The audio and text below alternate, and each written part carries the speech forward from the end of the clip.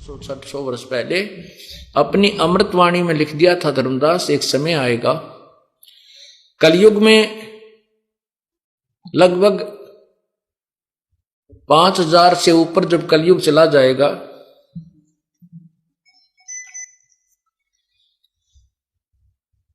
उस समय पूरी पृथ्वी पर एक मेरा ही ज्ञान रहेगा।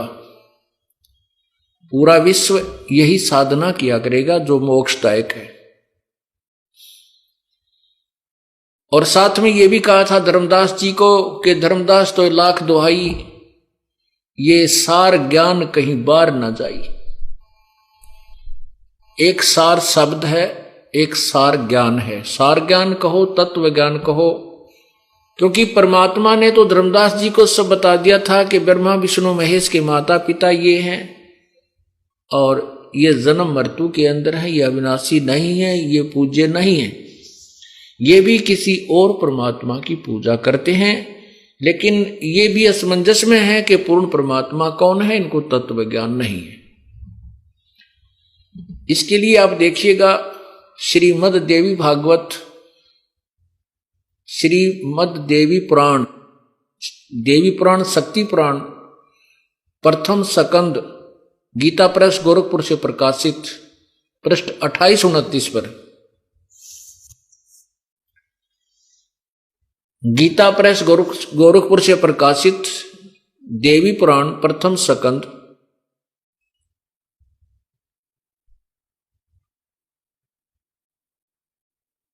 पृष्ठ 28-29 पर लिखा है कि ब्रह्मा जी ने जब विष्णु जी को तप करते हुए देखा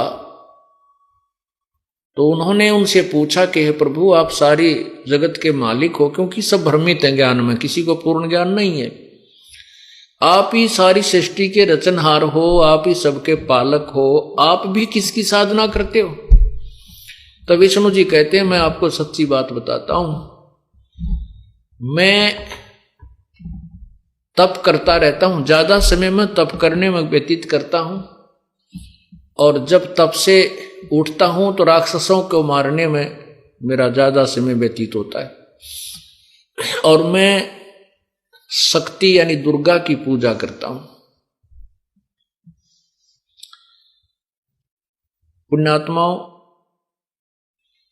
ये बीच बीच में जो शास्त्रों का सहयोग हमें लेना पड़ रहा है, ये इसलिए कि आप इस सत्य को सत्य मान सकें। अभी आपको दिखाते हैं कि ब्रह्मा विष्णु जी खुद कह रहे हैं कि मैं दुर्गा की पूजा करता हूं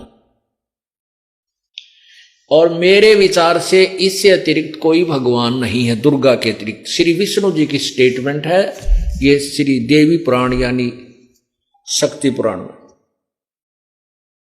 देखिएगा श्री देवी पुराण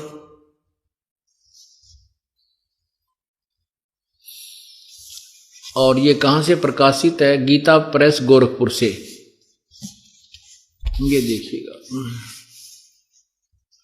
संक्षिप्त देवी पुराण श्री देवी भागवत, ये पहला सकंद, और यहां देखो, इधर आना, नीचे देखो, यहां पर नारद जी ने कहा महाभाग व्यास जी, तुम इस विषय में जो पूछ रहे हो ठीक यही प्रश्न मेरे पिताजी ने भगवान श्री हरि यानी विष्णु जी से किया था।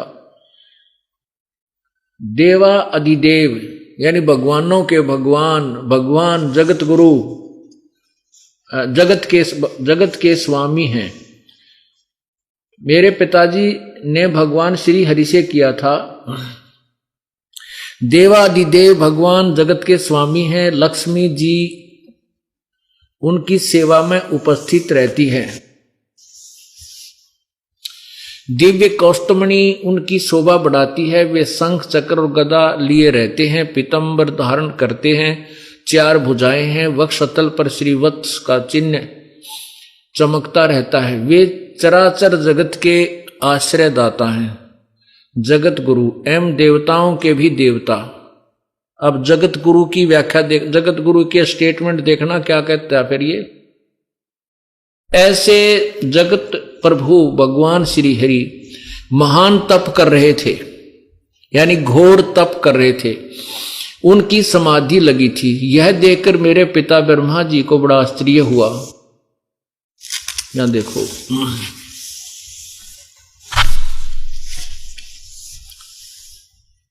अतः उन्होंने उनसे जानने की इच्छा प्रकट की। ब्रह्मा जी ने पूछा, प्रभु आप देवताओं के अध्यक्ष, जगत के स्वामी और भूत भविष्य एवं वर्तमान सभी जीवों के एकमात्र शासक हैं। भगवान फिर आप क्यों तपस्या कर रहे हो हैं और किस देवता की आराधना में ध्यान मग्न है? मुझे असीम आश्चर्य तो यह हो रहा कि आप देवेश्वर एवं सारे संसार के शासक होते हुए भी समाधि लगाए बैठे हैं। नीचे देखना, नीचे आने दे। ब्रह्मा जी के विनित वचन सुनकर भगवान श्री हरि उनसे कहने लगे, ब्रह्मन सावधान होकर सुनो। श्री हरि ने उनसे कहने लगे, ब्रह्मन सावधान होकर सुनो, मैं अपने मन का विचार व्यक्त करता हूं। विष्णु जी कह रहे हैं, देवता दानव और मानव सब यही जानते हैं कि तुम सृष्टि करते हो, मैं पालन करता हूं और शंकर संहार किया करते हैं, किंतु फिर भी वेद के प्रागामी पुरुष अपनी युक्ति से यह सिद्ध करते हैं कि रचने, पालने और संहार करने की यह योग्यता जो हमें मिली है, इसकी अधिष्ठात्री शक्ति देवी हैं। वे कहते हैं कि संसार की सृष्टि करने के लिए तुम में राजसी शक्ति का संचार हुआ है, मुझे सात्विक शक्ति मिली है